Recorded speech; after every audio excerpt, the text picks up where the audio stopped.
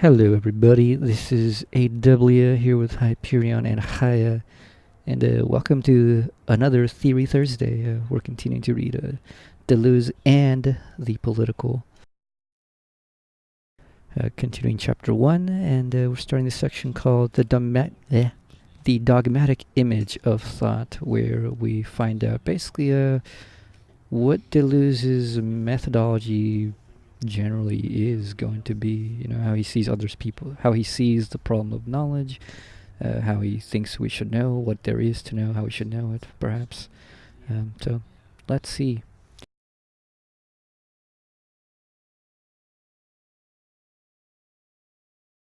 All right.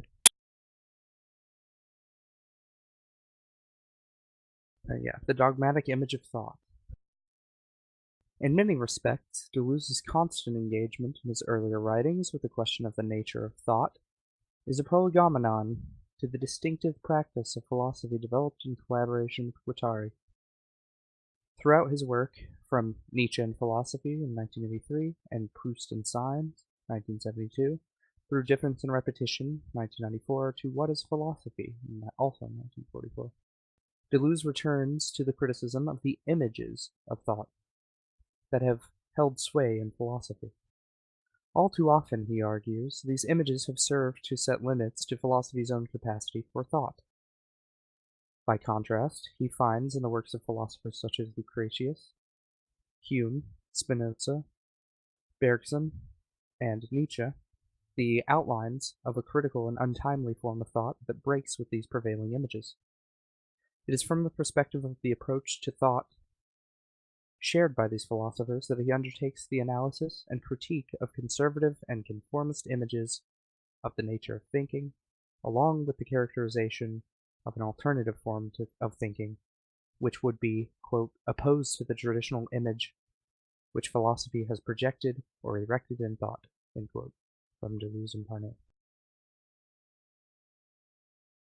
By the image of thought, Deleuze means more than just a representation of thought, but, quote, something deeper that's always taken for granted, a system of coordinates, dynamics, orientations, what it means to think and to, quote, orient oneself in thought, end quote, and end quote of the whole sentence.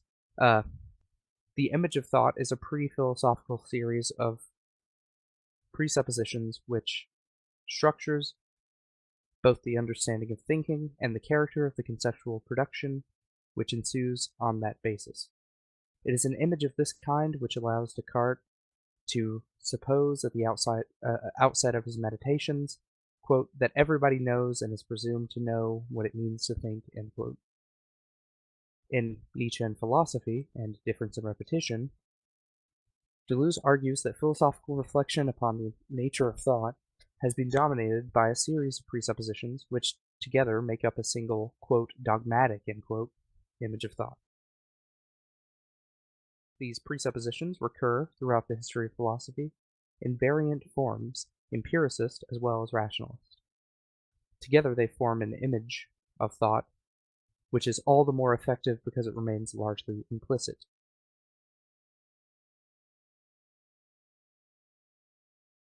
The central theses of this image of thought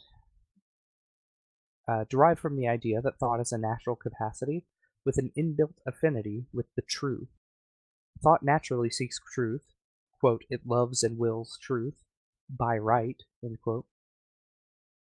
On this basis, thought is supposed to be naturally sound, and the process of true judgment automatic in the sense that it results from the normal operation of the faculties. Conversely, error must be the effect of forces external to thought and hostile to its normal operation.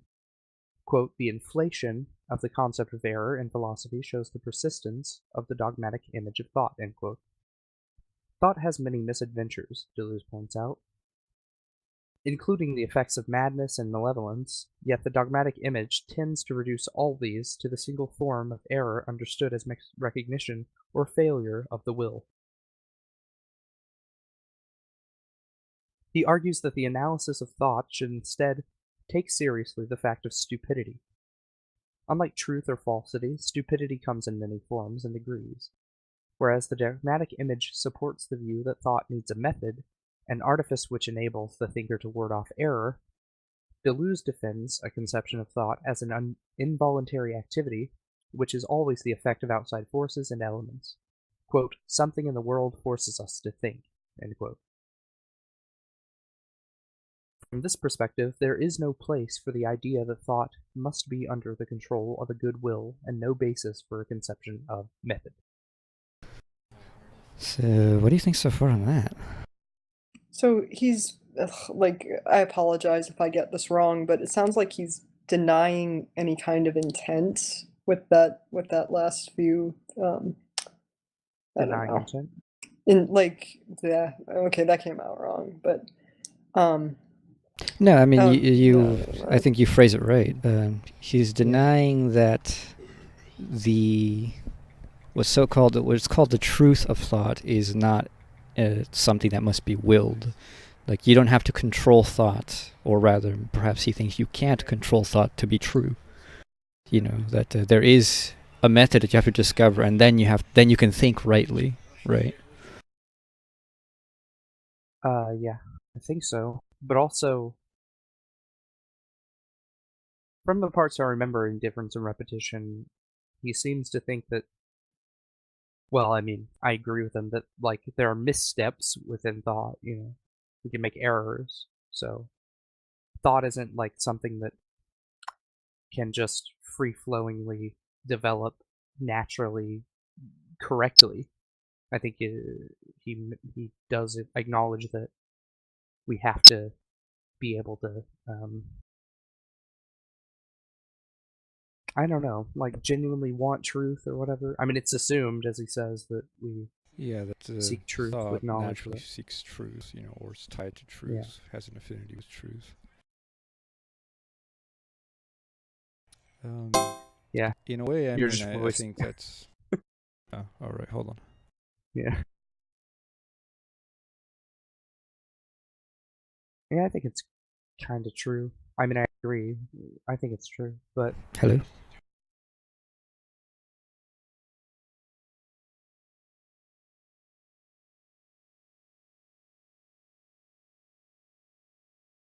Yeah. All right, hello? Yeah. Sound fine? All right, sorry. Yeah. Yeah, I mean, and part of it, I think it's true, but I think that's also...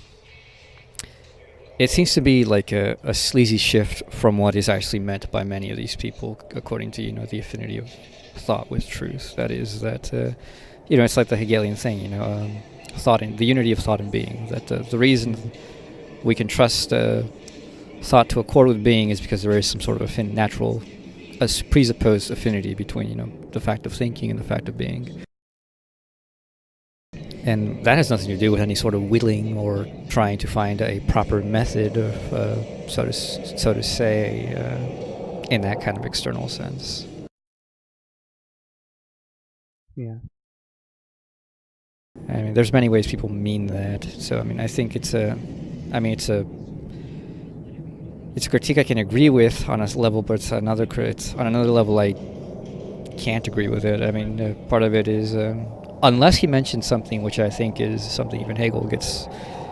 Hegel's pretty much one of the few who seems to get it, besides like the skeptics, the classical skeptics, which is the ultimate presupposition is the presupposition that there is such a thing that as knowing at all. Yeah. That, you know, that somehow thought can know, period. But do you think he's right about the different kinds of stupidity, like dogmatism being a form of stupidity because you're trying to fit everything under this formula for thinking, and if it doesn't fit, then you disregard it? I think. Yeah, I think that's definitely a form of stupidity. I mean, it's. I agree with Chomsky, you know, when he says that modern day academics oftentimes are, you know, the most dogmatic and the most stupid in that they have a learned stupidity. They are educated stupid, and therefore, since they have this image of thought. I don't know if I'm using his term correctly here, in that they have an image of thought about the world and themselves, in which, like, oh, I'm educated, therefore I know better than other people. Yeah. You know, I can't be wrong, you know, or I can't be mistaken. or rather, they take it that the likelihood that they are mistaken is like extremely low compared to everyone else, when in reality, oftentimes, being, someone who has a PhD does not in any way make you any more qualified or intelligent than someone who doesn't. There are plenty of people walking around with PhDs who are just outright morons. I'm thinking about the last one, and last sentence, he says, from this perspective, there is no place for the idea that thought must be under the control of the good will, and no basis for a conception of method. Here he's alluding to Kant, obviously. Yeah. But it made me think about another thing that I can't remember now. Damn it. I had it, but... Okay. Like, when people think, and they may not have a good will or a good idea of what thinking is, but people accept their ideas anyway by saying, oh, well, it's just their opinion, or, their thinking. Should we privilege those people? I don't know. Like what do you mean? The person in me that wants to be open to people's opinion, well, like thoughts that haven't been thought through or something, their perspective thoughts. Like, should we allow their opinions for consideration, or should we condescend them and say, well, I've already considered what you've thought, and it's wrong? Because I've done that, but like, I can see where I come off as an asshole for doing that, and I don't want to be an asshole. You can't like literally spend your time like trying to exactly. rationally like consider everything that people bring, especially when it's the same shit that you've already taken care of. Otherwise, there's only so much you can do. It eventually you have to tell them, look, I've done this like a million times. Go look at whatever I wrote on it. Yeah. So I can't be asked to do something about it. Sorry, just thought it made me think of that. I know it's kind of a tear. So, I was kind of slightly reading the sentence before that, Deleuze defends a conception of thought as an involuntary activity, which is always the effect of outside forces and elements, something in the world forces us to think. Which I think is making a very sleazy collapse. And I'm not saying sleazy that, he did this in bad faith or some kind of thing. I just feel it's a very easy, like, slippery slope if you don't maintain those differences. And obviously Deleuze already has told, we've already been told, and Deleuze kind of, openly says that he doesn't care about keeping these distinctions. He doesn't believe they even exist. I think that part's like an appeal to his anti-teleology. It's not keeping apart the process of cognition up to cognition itself. What causes one to think and what one actually thinks cannot be identified in that manner. I mean, the coming to be and the being are not the same. Yeah. So when he says, the sentence after that, from this perspective, there is no place for the idea that thought must be under the control of a good will and no basis for a conception of method. So, here it seems like a little bit of a, I know he calls himself a transcendental empiricist. I'm not quite sure what that means. But it seems a little bit of empiricism. He's going to say, basically we're just going to look at the conditions of thinking. How is it that people actually think? What makes people think? What causes someone to think something or a certain way? Perhaps, these external factors. Mm-hmm. As opposed to telling us, how to think or what to think. Which is an interesting question in and of itself. But I think that's a whole other question as opposed to the questions that he's trying to answer against. It's a sort of transcendental move in which you say, well, look, you think you're doing this, but in reality, the conditions of the possibility of what you're doing is premised on this other thing, so you're not really doing what you think you're doing, ultimately. Or you're not thinking in the manner that you actually think you're thinking. Which, I think is a legitimate point, by the way. Oftentimes people think certain things and think they think certain things, and they don't pay attention for all the other factors that play into why they think a certain way. It's obviously, if you're rich or if you're poor, the conditions of your world have shaped you in such a way that impact you in such a way that you will think certain things just because of those contingent factors, and you will think certain ways because of those contingent factors. The fact that Donald Trump is a fucking moron who doesn't realize how stupid he is obviously based on the fact that he's a fucking rich guy. Yeah, who, who There's gets no identification with the common person. Yeah, you know, But he's he a rich tries guy. to, and they think he does, but you know that's their own ignorance as well. Yeah, but I mean, like, from his perspective, you know, why does he think the way he does? Well, you know, nobody will say no to him. He's the rich guy, you know, he's the boss, Yeah, you know. no one Nobody's going to has, say, nobody's going to tell him, you know, that's just fucking stupid right there. Look, he's the one who has the money, you know. Just going to try to do whatever he tells us, you know. So I can see that. I can see what he's, something of what he's getting at here. I think it's true, but at the same time, I think it's not quite what we would want to talk about with, you know, some sort of idea of a true knowing or of sorts. Yeah, I think this stuff should be taken into consideration, along with what he said, the effects of madness and malevolence. But we can never truly know, like, if the person's crazy or evil, unless we can tease it out by what they say. But you know, you figure out, like, you're talking to a person, and then like a few minutes into the conversation, you're like, wait, this person's crazy. It's happened to me a few times. Yeah, I'm actually not sure what he means by that. I mean, I thought has many misadventures. Yeah, a misadventure for him is something that goes off the path of well, I don't want to say the good, but like the true thought or whatever, you know, what thought's trying to develop. Oh yeah. It's like okay, you're doing a math problem and then you mess up a step. That's what he sees as a misadventure. Yeah. I mean, because they can be seems sort of corrected. obvious. Yeah. Yeah. But the thing is, of course, I think here's a bit of a critique against, you know, the Platonic idea of the unity of truth and good, and thus thinking. Mm-hmm. You know, that knowing the idea necessarily leads one to knowing how true knowing is, as well as, you know, doing good. Just you know, an one idea, can know, like concept yeah. or the idea. No, the idea. You know, the good. Okay. Yeah. So you know what's good. You still do bad things. You know, how are you supposed to explain that? You know, if there is a propensity of thinking and will to, you know, towards truth, and therefore towards good. Well, obviously, then there can't be this natural link in the manner that is claimed by these kind of ideas. Mm-hmm. So, all right, let's continue. Okay. In Difference and Repetition, Deleuze argues that the dogmatic image of thought, which dominates the history of philosophy, takes its model from acts of recognition. Quote, whether one considers Plato's Theaetetus, Descartes' Meditations, or Kant's Critique of Pure Reason, this model remains sovereign and defines the orientation of the philosophical analysis of what it means to think. End quote. Implicit in this model is the conflation of thought with knowledge and the supposition that knowledge is ultimately a form of recognition. Recognition, I think he means here. Recognition is defined by the harmonious exercise of the different faculties upon an object which is supposed to be the same throughout its different representations or representations, sensory, memorial, intellectual, etc.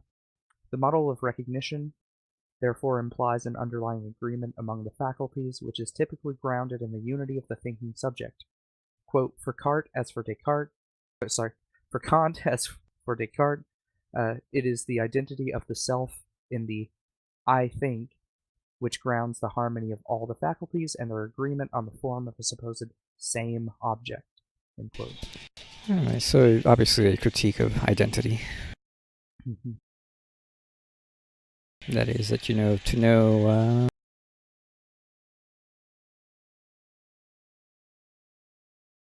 that it has self-sameness.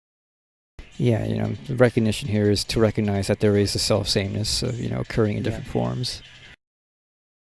You know, and that is to identify a thing, you know, as it is.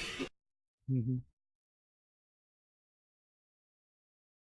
You know, I don't know, like, what do you think would be a good example of expanding this for our listeners who aren't quite versed in Kant and these kinds of things? I'm not sure. You know, I'm not good with example. I just think about like recognition, the as like the root recognition. Yeah, I don't think he's going that. Yeah, I don't think he's actually going that deep. I think it's just really going into identity. He did that in difference in repetition all the time. Yeah, he does it, but here I don't think, at least in this particular passage, he's going that deep. It seems recognition is literally the recognition that the same thing has appeared. Yeah. So it's an identity. Recognition is like a recognition is cognizing that something is there and then that it holds, I guess. Yeah, sort of. Yeah. It has it's a repetition of cognition. The same thing has returned. Yeah.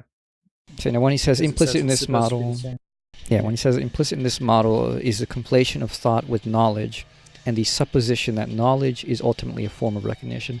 So the completion of thought with knowledge is that pure thinking is. Here I'm not quite sure what he means, because pure thinking as such is not knowledge. I mean, obviously Kant also thinks this, so therefore the critique of pure reason, that you can go on ahead speculating beyond, what you are rationally able to know, and therefore you would be edging into perhaps not falsehood, but things which you could not know were true. So it's not identical with knowledge. So you can't be talking about Kant here, I think. I don't know quite who has this conflation of thought with knowledge. Perhaps he thinks he's alluding to Hegel, but Hegel also thinks that that thought as such is not meant in the same way as just empirical thought. Plato as well doesn't seem to have this idea that empirical thought as such is identical with knowledge. Obviously we have wrong thoughts, false thoughts all the fucking time. Yeah. So I'm not quite sure who he's referring to. Yeah, so... But anyways, the supposition that knowledge is ultimately a form of recognition, being that knowledge is an identity. A is A. The apple is an apple, and, that is what it is, That is knowledge, that is truth. That is, the truth doesn't change. It's a substance, it's an identity. That's basically it. Yeah, the apple changes, but it becomes no longer an apple, but it is an apple so long as it's an apple. So, I mean, though it does seem, he's kind of pinning Kant on it, because the next sentence, basically goes into Kantian stuff. Oh, well, yeah. Maybe I should say what pure reason is? Yeah, sure. I guess. I mean, the faculty that does logic, performs syllogisms and logical inferences, operates on ideas, concepts, etc., and it articulates relationships between different ideas so that we can make an inference from one idea to another idea, because otherwise it would just be like one thought and then not lead to something else, but just, have a thought and then another thought. They have to connect, and they connect through pure reason. Yeah, so it seems he's mostly talking about Kant. Recognition is defined by the harmonious exercise of different faculties upon an object, the faculties of the mind. Understanding, reason, the categories, upon an object which is supposed to be the same throughout its different representations, unified into an object. And all the different senses are all the senses are synthesized, as well as the concepts become synthesized under. All the sensory intuitions are synthesized under the concepts of the mind, the categories, brought together into an object, an identity, therefore recognized as all being actually part of that same single identity of an object. Yeah. The model of recognition therefore implies an underlying agreement among the faculties, which is typically grounded in the unity of the thinking subject. The transcendental unity of perception for Kant is what does the work of unifying all of this.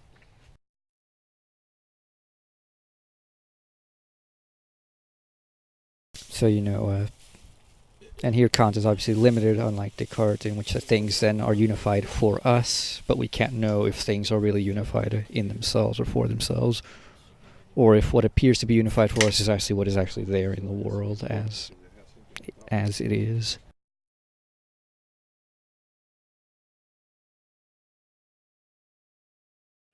All right, let's continue. All right. Deleuze objects that recognition offers a timid conception of thought, which draws its exemplars from among the most banal acts of everyday thinking. This is a table, quote, this is a table, this is an apple. Good morning, Theaetetus. Who can believe that the destiny of thought is at stake in these acts? End quote. I know I've read that, I thought it was indifference in repetition. Probably. In opposition to this model, he argues that it is not the reassuring familiarity of the known which should provide us with the paradigm of thinking, but those hesitant gestures which accompany our encounters with the unknown. Examples that point to an alternative model of thought may be found in Plato, when he draws attention to the responses of the subject of contradictory perceptions which, quote, provoke thought to reconsideration, end quote, or in Heidegger when he points out the situation of someone learning to swim. Apprenticeship or learning may be contrasted with recognition at every point. It is an involuntary activity which need not involve the application of a method. Apprenticeship is not the natural exercise of a faculty, but something to which we are driven by necessity or puzzlement, in any case by the perception of a problem. The antithesis of thought, in this case, is not error, but the failure adequately to perceive a problem or the inadequate specification of the dimensions of a problem which confront us. In other words, stupidity. All right, I wholly agree with that entire paragraph.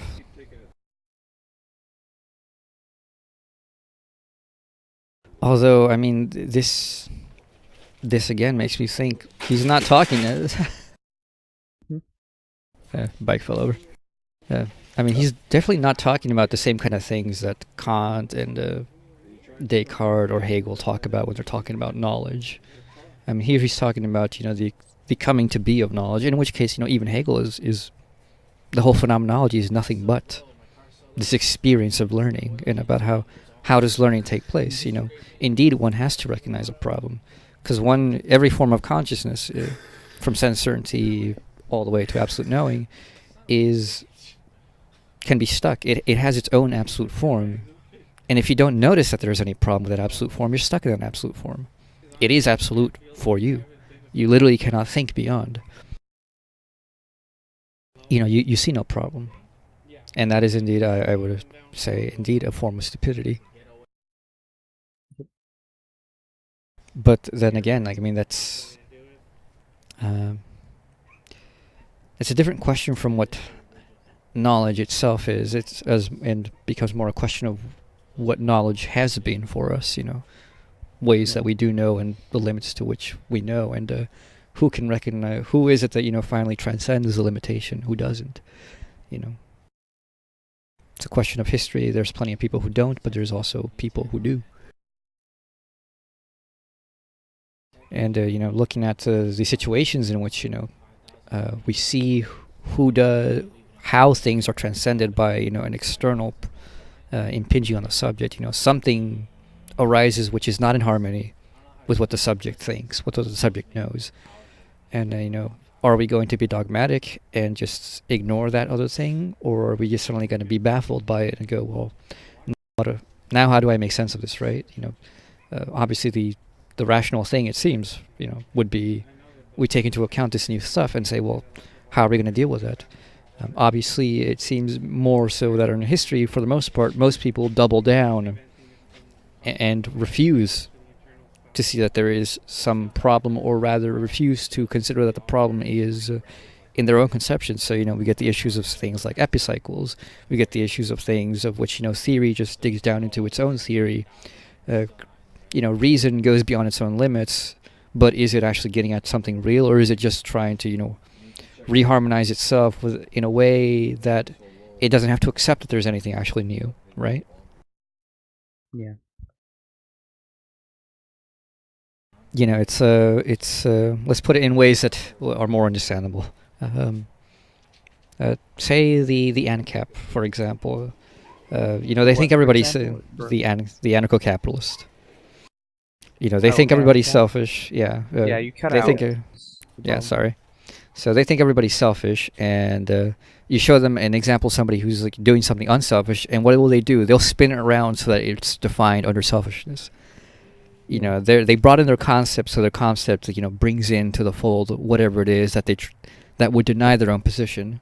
Therefore, you know, they never accept that there's actually a contradiction in reality that, you know, denies their own position. You know, they never learn.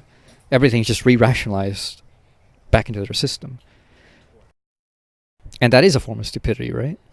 Yeah, I was going to say, in other words, stupidity.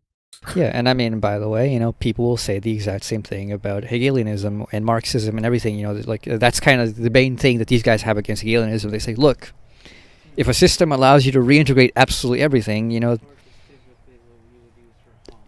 can you ever actually learn in that system? You know, can we ever say that, you know, if we can ever say that there could be a possibility that Hegel is wrong, you know, could be, you know, isn't that itself, you know, a thing that should make us worry that, you know, perhaps we're on the wrong foot here, you know, we're caught in our own circle of absolute stupidity? Maybe. I mean, if I ever find myself making leaps and bounds to try to fit something to Hegel that clearly doesn't fit, yeah, I'll admit it. It's wrong. I hope. But I've never tried to do that, and I don't think you've ever tried to do that. At least I definitely don't try to do it consciously. I mean, I'm not in the game of people like, well, you know, Hegel says. I don't give a fuck what Hegel says. Well, Marx didn't say that. I don't give a fuck what Marx said. Yeah. Marx didn't say this, so it's not right. Okay, well, I'm sorry that Marx is your Bible, and if it's not in there, then it's not relevant. No, we shouldn't be like that. Alright, Like, I mean, with recent stuff that we've been into, just comment, you know, we've been talking a lot about art like this last week, and one of the things that keeps coming to mind to me is, like, I'm not quite sure about it, like, you know, that I accept, you know, Hegel's own conception of art. You know, part of it seems rational, makes sense to me. Part of it also seems a very limiting thing. Yeah, we would have to know what he thinks of art that was developed after he was had been writing. You know, may have a different view on art that is created today or in the early 20th to late 20th century. So to take his view as absolute and say, oh well, this is what he thought and it holds forever, I think it would be erroneous at best. Yeah. Alright. The dogmatic image of thought assumes that the primary task of thinking is knowledge, where this is understood in terms of solutions to particular puzzles or problems, which can be expressed in propositional form. As a result, this image privileges the propositional form of thought and the relation of designation or reference as the locus of truth. By contrast, apprenticeship is an activity in which progress cannot be measured solely by reference to propositions, since it requires familiarity with a given material or milieu. We acquire such familiarity when we acquire the capacity to discern and to pose problems correctly. Deleuze argues that it is from acts of apprenticeship, or learning, that we ought to derive the transcendental conditions of thought. His objection to the recognition model is therefore normative. He does not deny that recognition occurs or that the faculties may be employed in this manner. Rather, he wants to retain the name of thinking for a different activity, which takes place when the mind is provoked by an encounter with the unknown or the unfamiliar. The process of thinking must be brought into being by forces external to the thinker. Quote, to think is to create. There is no other creation, but to create is first of all to engender thinking in thought. End quote. All right. So I mean, here obviously, I think you and I might have a difference with him, at least in that we think that thought is not beholden to the external world in this absolute manner that he seems to hold it. Yes, you know, obviously, like you need an external impetus to bring, you know, the very contents of the possibilities and capacities of reason into you as a human individual, social individual. You know, you have to learn language. You have to be taught the act of, you know, of reason. If not, you know, unless you are one of those natural people who have just that natural curiosity in which you can engage in that independent things. But once you start getting into thinking about thought, thought is basically closed off from these external considerations. When you're talking about being, you're no longer talking about anything out there anymore. You're literally talking about a reflection of thought in itself. So, the process of thinking, must be brought into being by forces external to the thinker, perhaps originally for, bringing in the very structures of thought. But afterward, once you have the structures of thought, you can literally think through the structures in themselves. Yeah. I think he means, maybe to the child who thinks consciously, recognizes that he's thinking, he's already familiar with all of these things. And then thinking occurs when you encounter something that you're not familiar with. And if you're a curious person, it's a good thing. If you're not a curious person, you may get scared or not. And in that sense, I actually would agree as well. I actually do have deep agreements there in that, there's a certain point at which things just become a rote memory to you, and you just recall, and you're no longer thinking about it, right?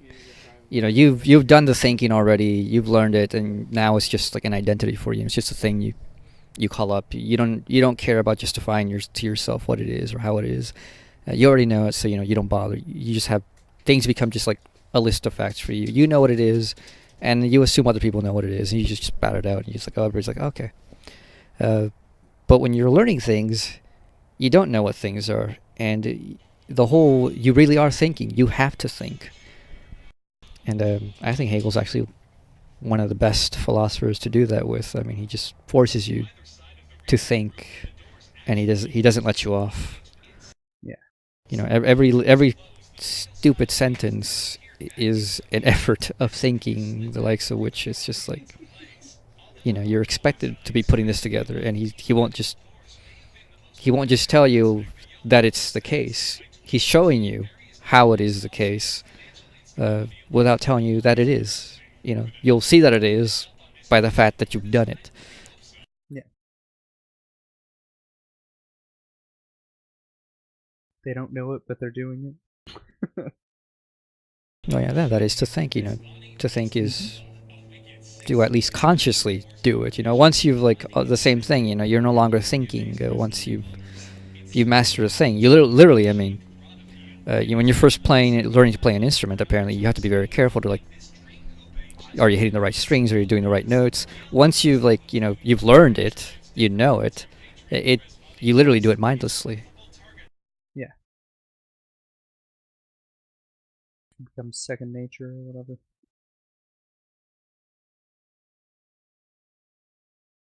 Alright, Deleuze's second objection to the dogmatic image is that it tells us nothing about the conditions that give rise to thought. Quote, we are never referred to the real forces that form thought. Thought itself is never related to the real forces that it presupposes as thought, end quote.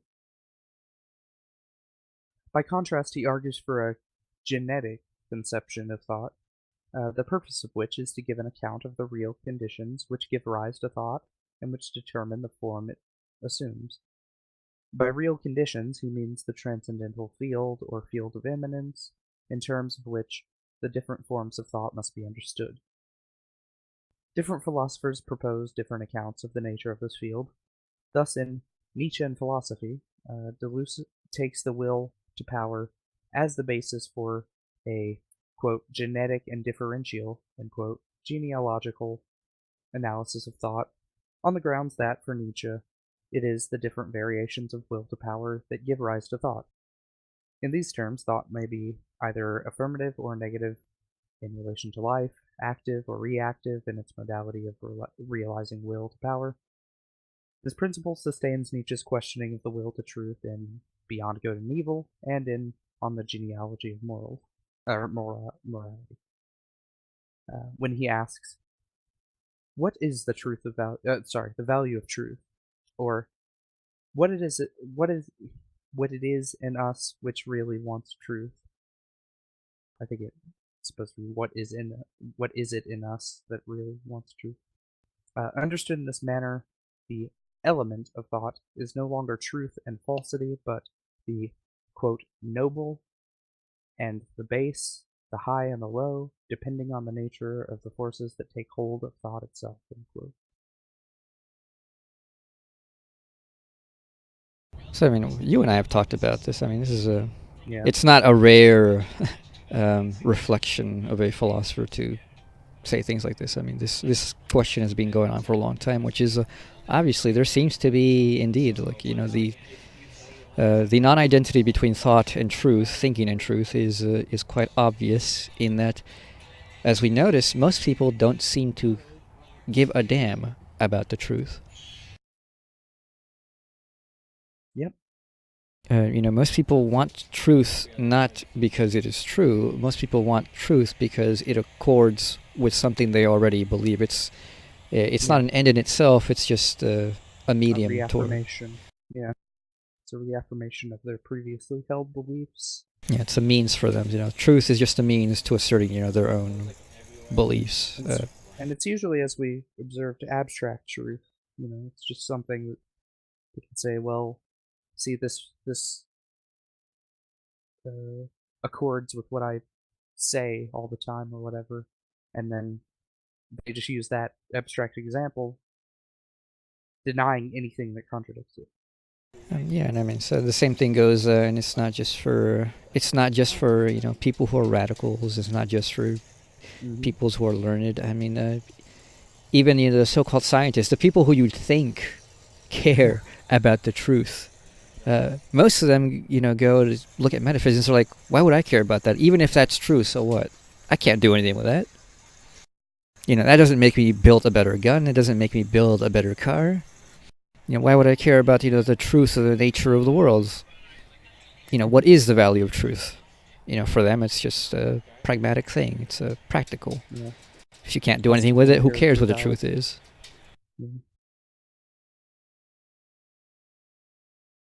But, of course, scientists are meant to get at truth. Like, that's what they want, if you ask them. Yeah, that's what they say they They're want, but, trying to define the world. Yeah.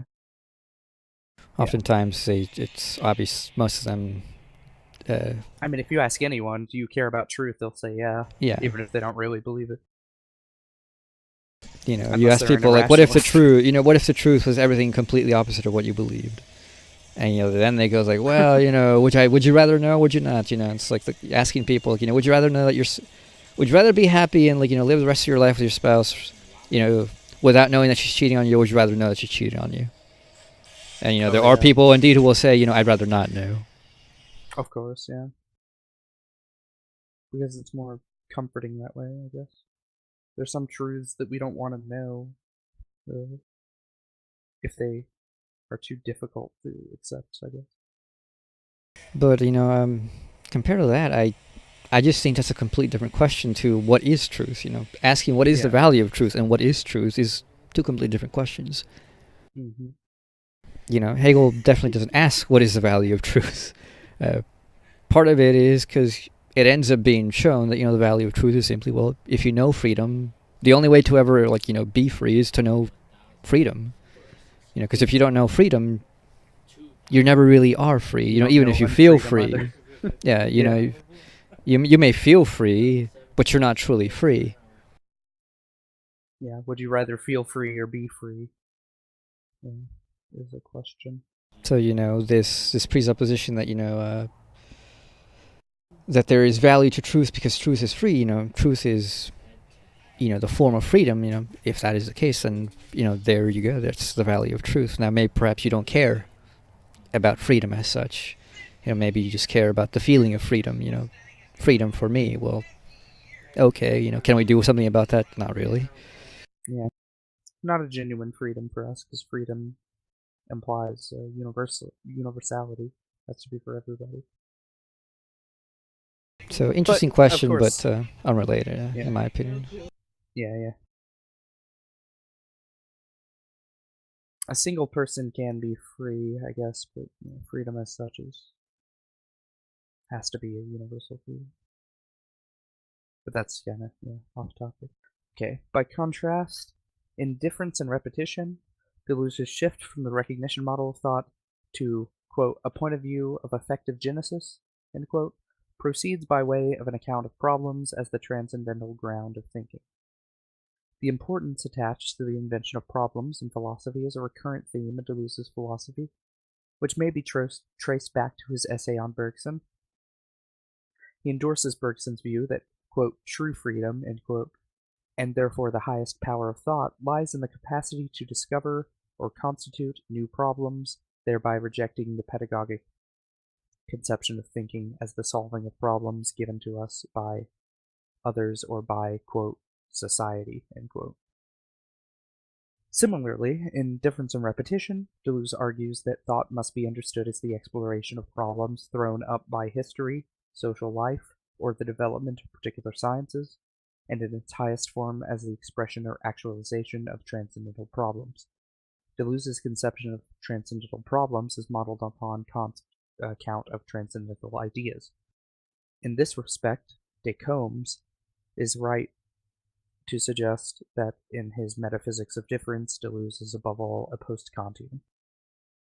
For Kant, the idea of nature may be regarded as a problem in the sense that it is the undetermined object of empirical knowledge and the embodiment of the ideal of a complete conceptual determination of that object. As such, it regulates the practice of scientific inquiry.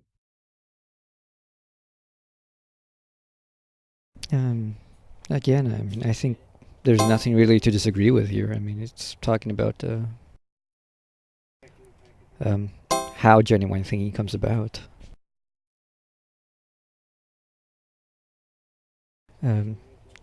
For example, but here I think the one thing I do disagree with is, this privileging of finding problems as opposed to solving problems, in which I think it's kind of obvious that thinking functions both ways.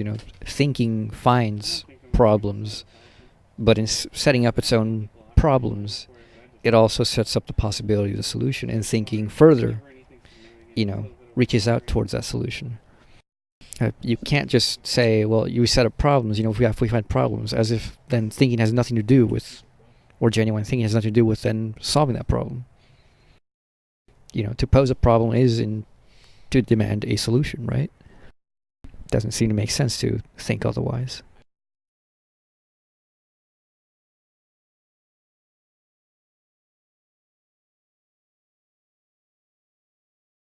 Because, for example, it says here, Deleuze argues that thought must be understood as the exploration of problems thrown up by history, social life, or the development of particular sciences, and in its highest form as the expression of actualization of transcendental problems.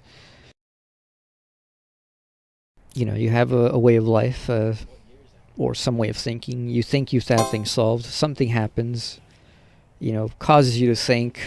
It does not harmonize with what you already believe or think you've solved. Because you then think about it, it's a problem. You pose a problem. Now, the posing of the problem demands itself, a solution. And indeed, we have history is disposing of problems, offering of solutions, and finding problems with these solutions themselves. It's nothing that's quite new, in my opinion, as far as I can tell. So you don't think it's post-Kantian?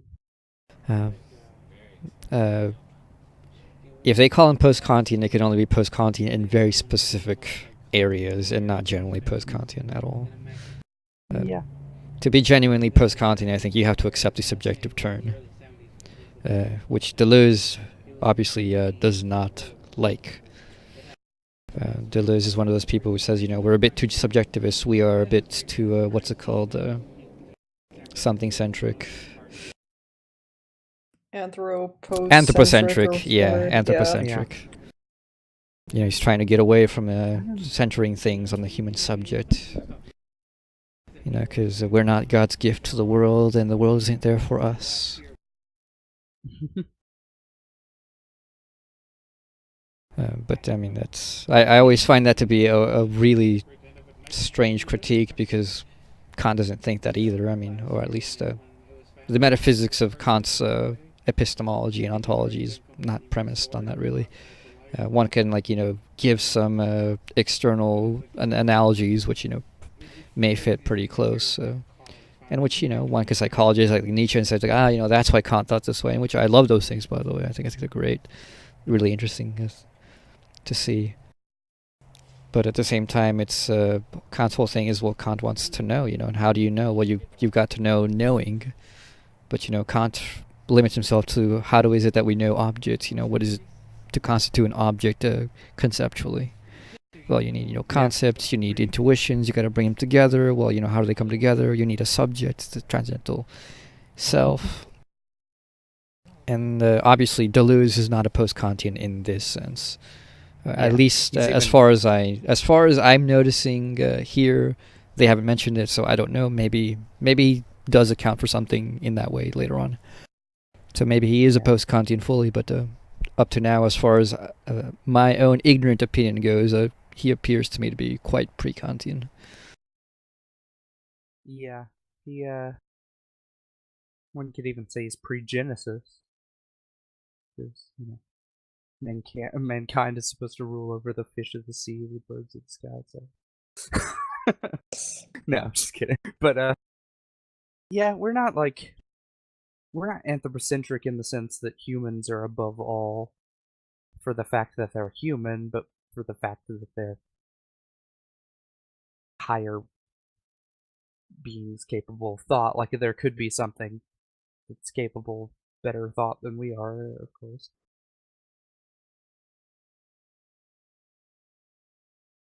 Maybe we could if only I had open one of those Kantian lines.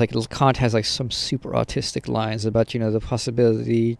There is a possibility that there is in the noumenal world some sort of transcendental intellectual beings with intellectual intuition who can constitute objects within a certain different way and blah blah blah and they're aliens who know things differently or know things more than we do or have a higher form of thought than we do.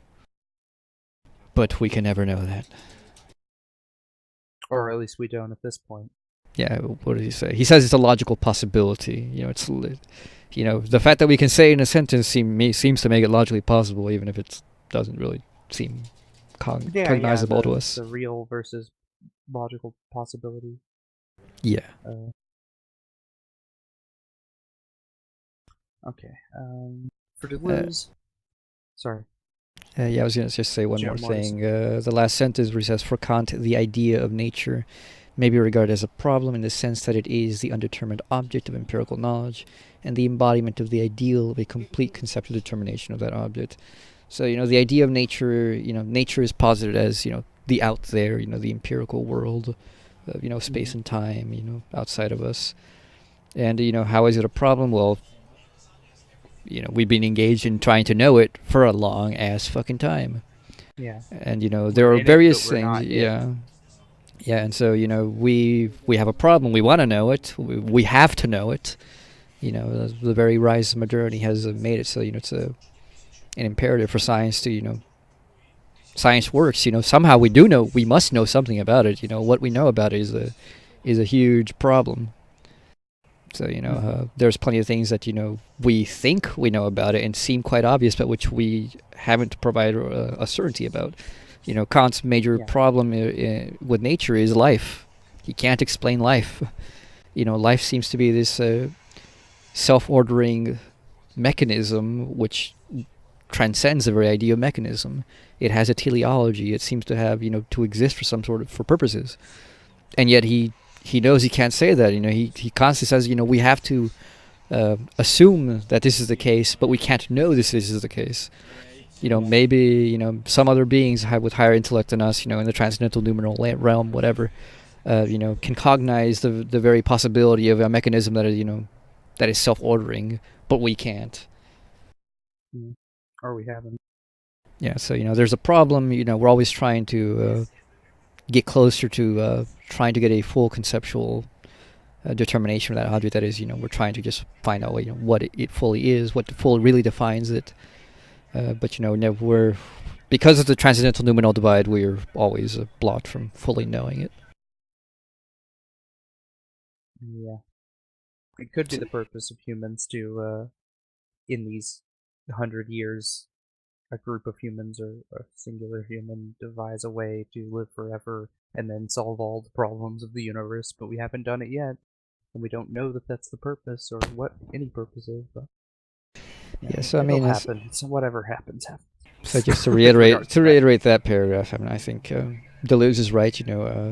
Problems are a huge importance for thinking. You can't think if you don't have a problem. Mhm. It's the negative lack, or for Hegel, it will be negativity. Negativity always appears. Something impinges upon the absoluteness of what we think, and forces us to move, forces thought to move, forces the world Mhm. itself to move, to change. So so far, nothing that I think is really anti-Hegelian. Interesting. No. And movement for us is very imperative.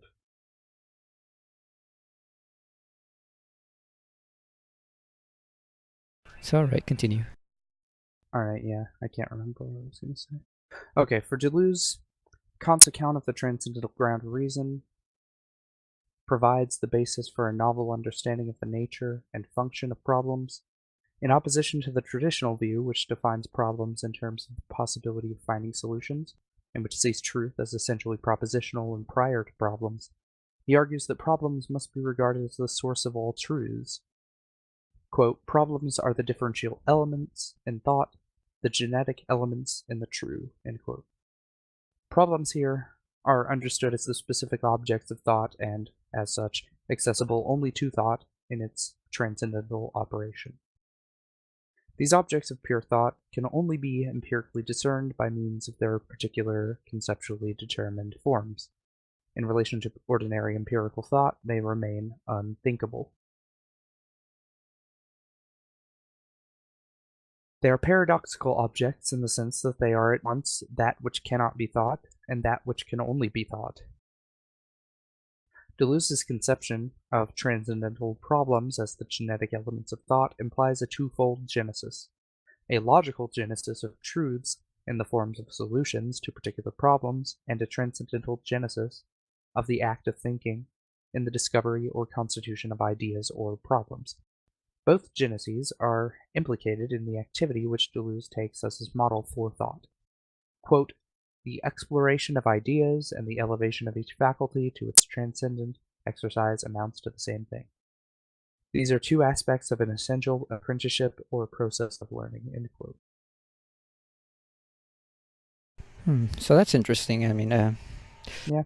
for those, obviously, this would be a really autistic thing that very few people, unless you really study the history of philosophy to at least a bit above the regular introductions.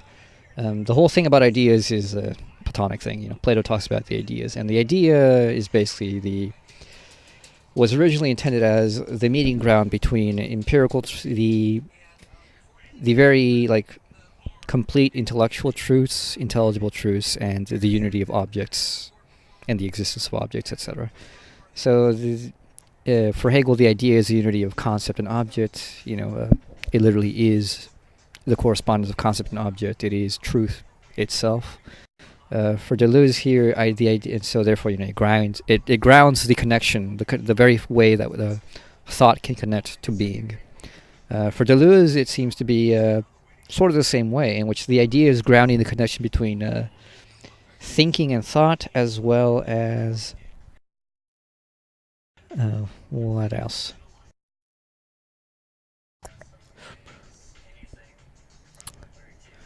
Let's see. Problems here are understood as the specific objects of thought. So, the problem of thought gives rise to both the object of thought and the process of thinking, right? So that's they originate in the idea, which is the problem, as I'm understanding it. Yeah, I think so. Which is an interesting take, and actually, I'll admit it here. I mean, it's pretty ingenious, really interesting. Yeah.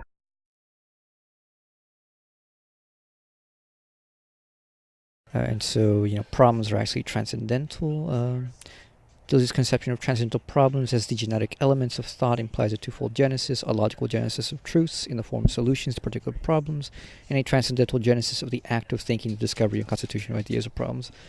So, problems, ideas, give rise to the thinking process, and therefore also give rise to the solution process, which is also a thinking process, in my opinion, even though it doesn't seem that or at least so far, whoever's like presenting this doesn't seem to make it clear that he thinks.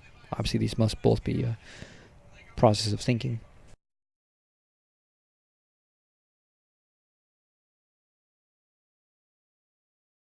Although, I mean, like, I don't know, that strikes me as weird.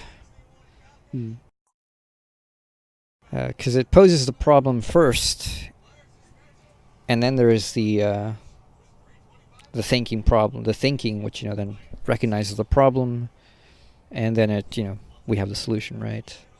I mean, actually, no, that doesn't, it's not nonsensical, you know. For a second I wanted to say, you know, it seems sort of strangely abstract idealist, but no, you know, if you're thinking about it as sort of ontological, material sense, you know, if you define the problem as literally just like the thing that's going to be encountered, that's going to be, you know, the negating force upon, you know, our regular, repetitive, or that forms of identity, you know, thinking of identity, you know, we just take things to be as they are, and then, you know, the problem already is there.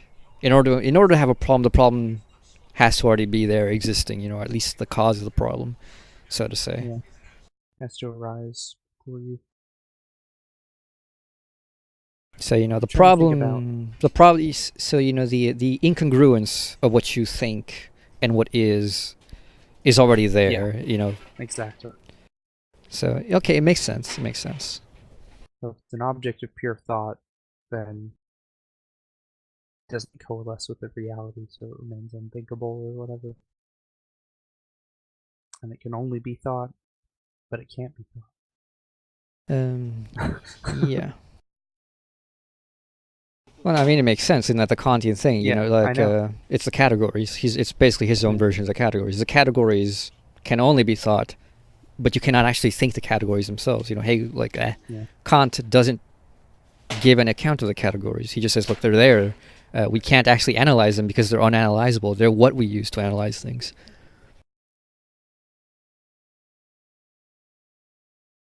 Of course, Hegel goes on to... But that they're the only thing that can be Yeah. analyzed. Yeah, Hegel goes on to prove, no, indeed, they can be analyzed very, very much.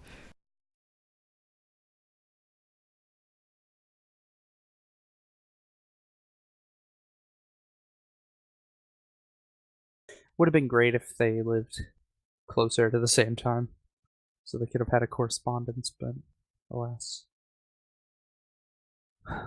You'll never know.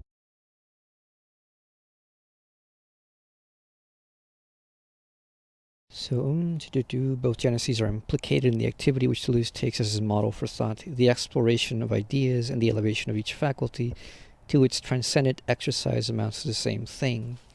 These are two aspects of an essential apprenticeship or process of learning.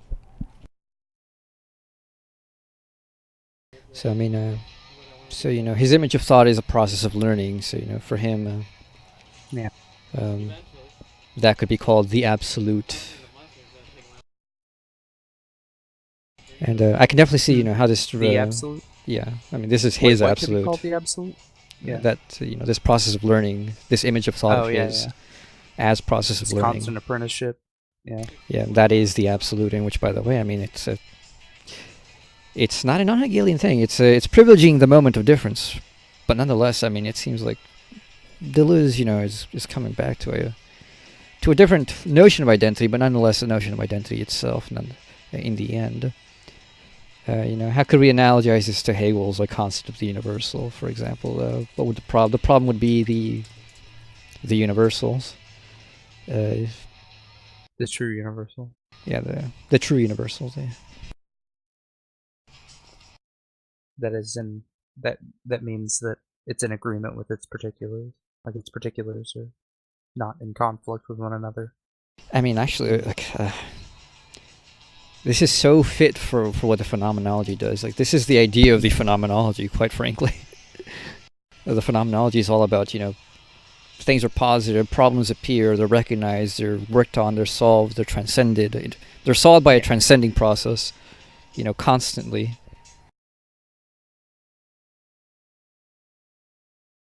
And so, you know, phenomenology spirit, the first Deleuzean works. Maybe. Hegel, the first post-Deleuzian. He was the first post-Marxist. Yeah. According to Zizek. Yeah. Alright, continue. Alright, Deleuze is by no means the only philosopher to suggest that thought is essentially a problem-solving activity. In political philosophy, it is hardly controversial to claim that philosophical theories of the nature and foundations of government, or the principles of a just society, arise in response to real problems. Thus, as we saw above, Rawls's concept of political liberalism was designed to solve the problem of defining a stable and just society in which there are divergent and incompatible views of the good. However, there are not only different kinds of problems in philosophy, but also different stances which philosophy can take in relation to its problems. Although the aims of political liberalism differ substantially in a number of ways from Kant's defense of reasonable faith, there is a sense in which we both seek an apologetic solution to their respective problems. Rawls follows Kant in seeking a solution to his problem based upon practical rather than theoretical reason, and adds that an adequate solution will be subject to the test of, quote, reflective equilibrium, end quote. That is, it will be found when the principles of justice which flow from the principles of construction accord with the widely held convictions of free citizens of a stable and just society. As he describes the procedure, quote, we begin from shared fundamental values implicit in the public political culture in the hope of developing from them a political conception that can gain free and reasoned agreement in judgment, end quote. That was Rawls. To the extent that the goal of reflective equilibrium implies a form of recognition of the fundamental values presupposed at the outset, this approach to the problem remains bound to the dogmatic image of thought. I suppose, that applies to Kant and these people, but it certainly does not apply quite to Hegel, and does not apply most definitely to Marx. And Marx is, an ardent believer in the dialectical development. He thinks that's the only way you can legitimately posit anything that's realistic as a transcendence of, what you're living through. Why is it that we have the present? Somehow the present was adequate to some sort of form, that we in general have come to accept and desire.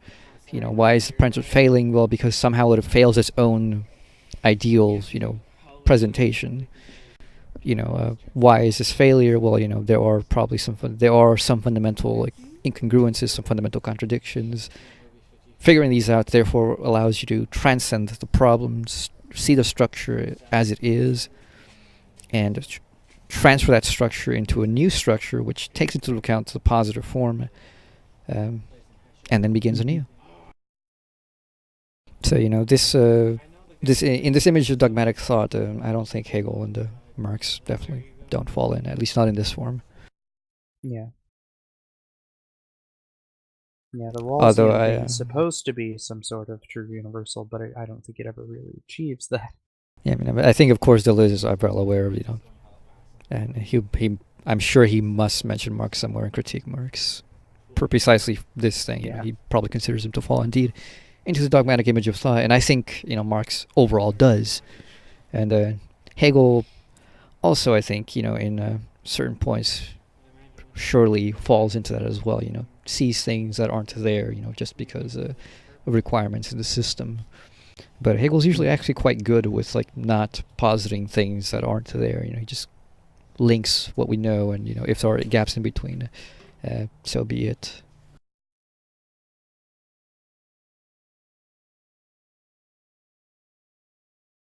All right, continue.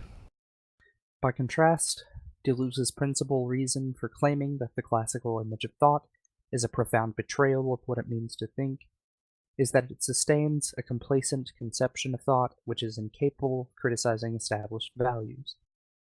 Kant is his prime example of a thinker who proposed an all-encompassing critique, but who in the end settled for compromise. His version of critique proved incapable of questioning the value of knowledge, faith, or morality. Quote, there has never been a more conciliatory or respectful total critique, end quote, from Deleuze. The reason is that the value of knowledge, morality, and beauty is presupposed by the manner in which Kant understands the different systems of collaboration among the faculty. Deleuze points out that there are as many kinds of common sense as there are natural interests of reason.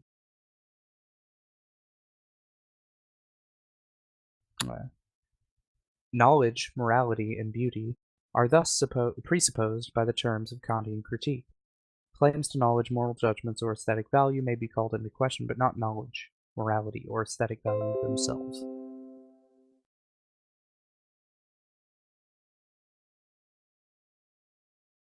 Okay, with the last bit, claiming to know it can be called into question, like your specific variation on what it is, but what it actually is can't be called into question. All right, but not what it actually is, but rather that it actually is. I mean, I think obviously that it like, is. That makes more because sense. I mean, stuff like art. What is it that the whole contention is? It's not that art exists. It is what is art. Yeah. It's not ultimately, what is the value of art. It is. Unless someone says morality doesn't exist, because I've heard that people say that morality doesn't exist, but what they mean is morality is subjective, like an objective morality. But yeah, I mean, I think it's just a really, I don't know, it's a banal point in my opinion. It's just like, obviously there are people who question things all these times. There's always been people who's like, well, what's the value of, art? What's the value of, like, freedom? What's the value of, I mean, communists do it all the time. What's the value of the family? What's the value of, personal, It's like, what's the value of, personal freedom, free speech, all these things. And so, I don't think like people are necessarily trapped into this. People do this all the fucking time, especially in modernity. I mean, everybody's got their goddamn opinions, and it's like, what's the value of this? You can't tell me I need to value a liberal human education. Flourishing? What's that? It's all about money. It's all about power. It's all about, sex, whatever. So, I mean, unfortunately, Deleuze won.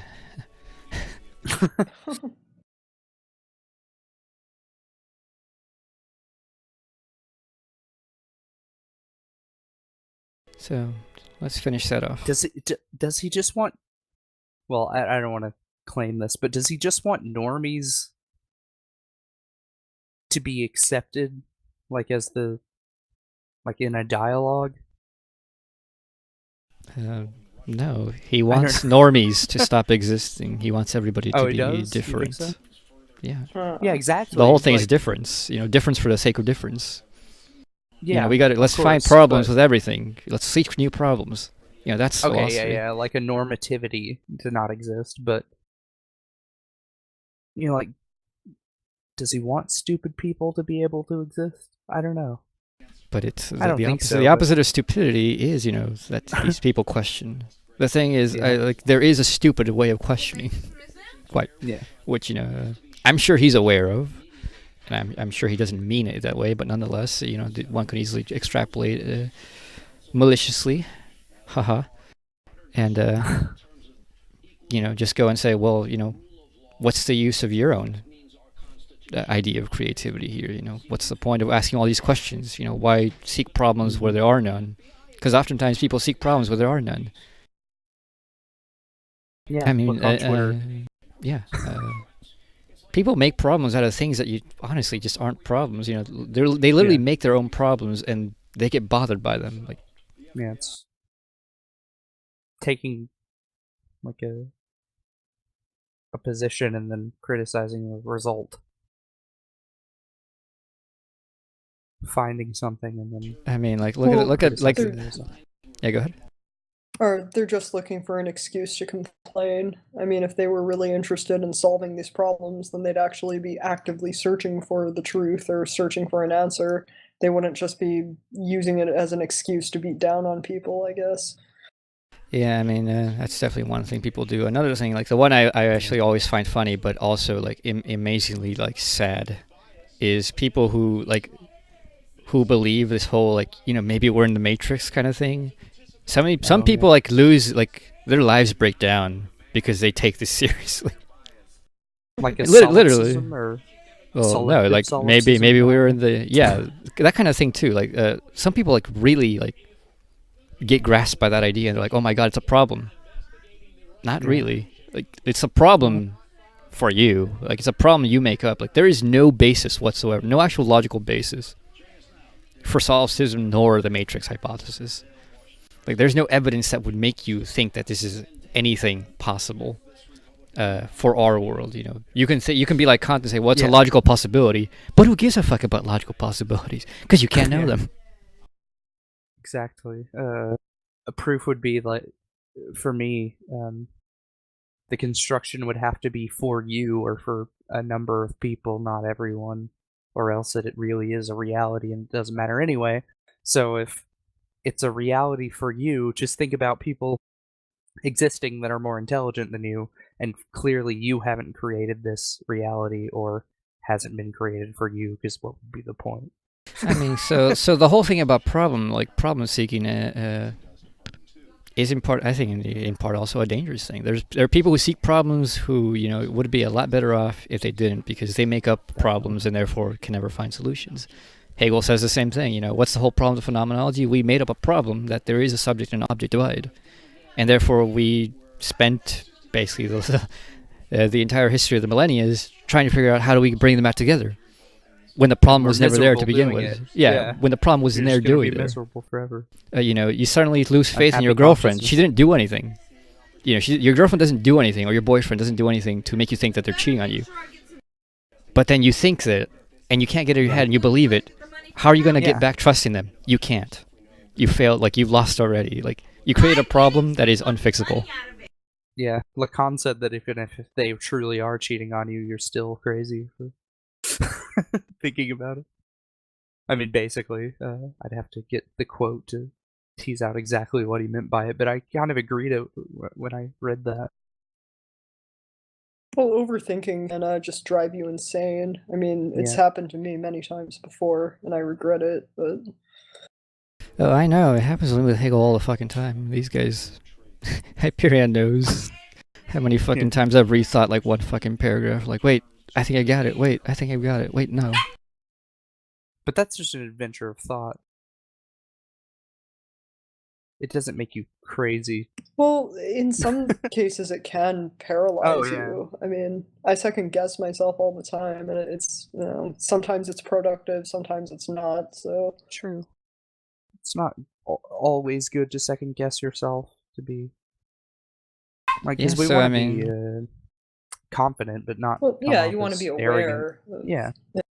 Yeah, so if there's a dogmatic, so I don't know, like, it sort of seems kind of weird. If there's a dogmatic image of thought for identity, Deleuze seems to just go the full other swing and, like, have a dogmatic image of thought about difference as well, you know? Yeah. Sometimes there are no problems. Sometimes, you know, you really got it. Why would you be seeking problems in it, you know? You could find problems if you make them up. Plenty of people do. We're just gonna keep doing this. Keep making problems, because we've created new problems for ourselves just in the last, like, the start of this century. Keep on and on and on. Alright, last paragraph for this section. Yep. Deleuze contrasts Kant's critique with Nietzsche's genealogy, arguing that Nietzsche sought the radicalization and extension of Kantian critique, did not pursue critique to the point at which it would become a true critique of values. Quote, "We need a critique of moral values. The value of these values themselves must first be called into question." Nietzsche. It follows that the nature of critique itself must be transformed. Nietzsche's critique were to be undertaken in the manner of Kant's, on the basis of some set of fundamental values, then it would be vulnerable to the same objection. That is why Nietzsche's genealogy is an immanent critique, in which there is no external standard by which to evaluate, but only the will to power as a principle of internal genesis, both of values and of thought. Will to power as genetic and genealogical principle, as legislative principle, is capable of realizing internal critique.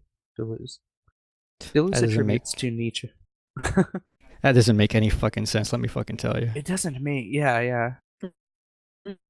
I had stuff to say. Deleuze attributes to Nietzsche an ideal of thought, which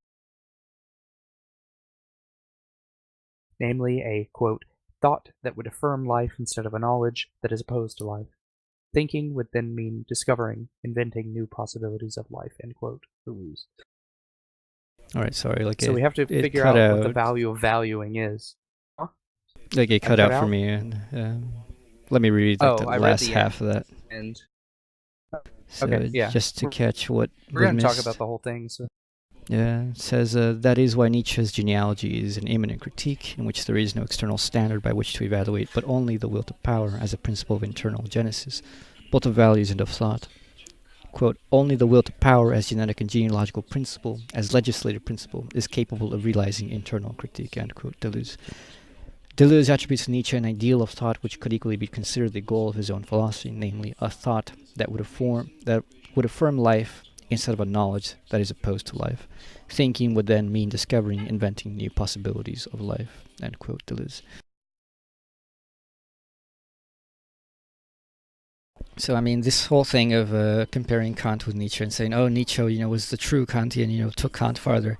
No. No. I don't think so either. No. I'm sorry. There's like, I'll be honest, I like the idea of Nietzsche, He invented a problem. But I don't like Like, Nietzsche. what's the value of valuing? Himself. And then that's it. Or you said for me not to Nietzsche. No, I mean I like parts of Nietzsche. I like the idea of Nietzsche, but I don't like Nietzsche's like stuff himself. Like at least the stuff we read, I don't know. I got bored by it. Yeah. I still want to know why Winfield's divided the idols. Yeah, because he probably thought it was the most condensed. Like, I mean, Nietzsche writes in aphorisms all the fucking time, so all you really need is just like the pertinent aphorisms to get to the core of what he's saying. But then again, there's never a proper reading of Nietzsche because nobody can read Nietzsche. Nobody can say they know what Nietzsche actually meant because Nietzsche never intended to mean any single thing, apparently. Oh, yeah. I just don't see the... You're cutting out a lot. Oh, am I? You're cutting out for me. Am I cutting out, Kaya, or is he cutting out? Yeah, you're cutting out. It's probably a storm hitting the fucking server. Yeah, I don't know what to do. I'll just stop talking. No, it's fine. I mean, it's like... the whole thing about, okay... What the value of critiquing the value of value is. Like, it should just be a presupposition that, or don't. We don't need to critique what the value of having a value is. Yeah, and the will to power is itself a presupposition of value. Yeah, I know. I mean, that Nietzsche falls into his own trap. He can't make a critique of the value of value because what? He uses the ultimate value, which he presupposes to be the will to power. I mean, actually, Hegel doesn't really make anything about value, ultimately, as far as I know. I mean, surely he must speak of them, but he doesn't give any, like, presupposed primacy to them in anything, Yeah. Ultimately, why is it that we value freedom? Because, well, that's what we are. There is no need to ask, why is being? Why is value? Why is value valuable? Well, you'd have to first have value, know what value is, and you can't then question, well, why is value? If value is the absolute, well, the value is the absolute. There is no questioning why it is what it is. It just is. What's the value to King? Nietzsche definitely thought that philosophy had value. He thought that philosophy, art, and history were the only things that had infinity, like an infinite array, like an infinite scope for being able to determine reality or whatever. So yeah, because he thought a lot of things had no value, like truth, knowledge, but that they had value in how useful they are to the will to power. So that's value. It's contradictory, I guess.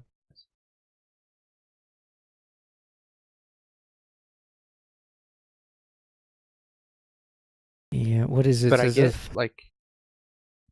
sorry. go on. just the following quote, the following sentence. It follows that the nature of critique itself must be transformed, for if Nietzsche's critique were to be undertaken in the manner of Kant's, on the basis of some unchallenged set of fundamental values, then it would be vulnerable to the same objection, except that's exactly what Nietzsche does. And you can't fucking tell me he doesn't. The will to power is assumed as a fundamental value. You know, that is the absolute for Nietzsche. It's a presupposition. What proof does Nietzsche have? Well, he just says it is. Does Nietzsche actually care? Yeah. No. Nietzsche himself says No. he doesn't care. He's not going to prove it to you. He's not out to prove that thing. He just wants to be like Deleuze. He wants to be interesting. There's something new. Let's rethink things again. Mm-hmm. The will to power for him is a fact, but he says there are no facts, only interpretations. So his interpretation is that the will to power is a fact.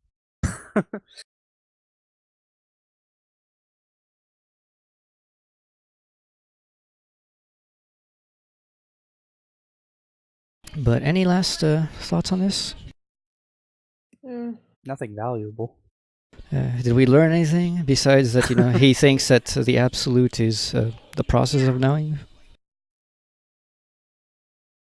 Yeah, he made some interesting insights that I probably forgot, but I don't feel like we wasted our time by any means. No, I mean, at least I learned about Deleuze. I don't feel I learned anything new. Yeah, nothing new to the history of philosophy or whatever. To philosophy as the history of philosophy, but yeah, it does make Deleuze a bit more graspable. Yeah. No, I don't think he's incomprehensible like some. Well, this isn't Deleuze. This is an explanation of Deleuze, but I don't think he's like totally incoherent or anything. So far. Yeah, this makes him seem, pretty reasonable guy. Totally opposite of my original, reaction to him, which is, he seems like an irrationalist, and I still think there is an irrationalist bent to him, but yeah, he wants to be a rationalist so badly. Ends up being too rational.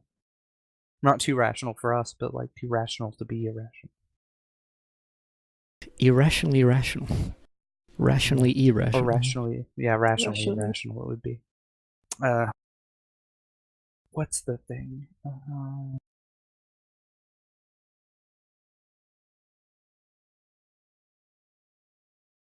The different possibilities of life. What did he say? Oh, inventing new possibilities of life. I don't think that is... Do you think that the knowledge that we seek is opposed to life? No. No. But I mean, he's basically advocating for the Tumblr lifestyle of reality.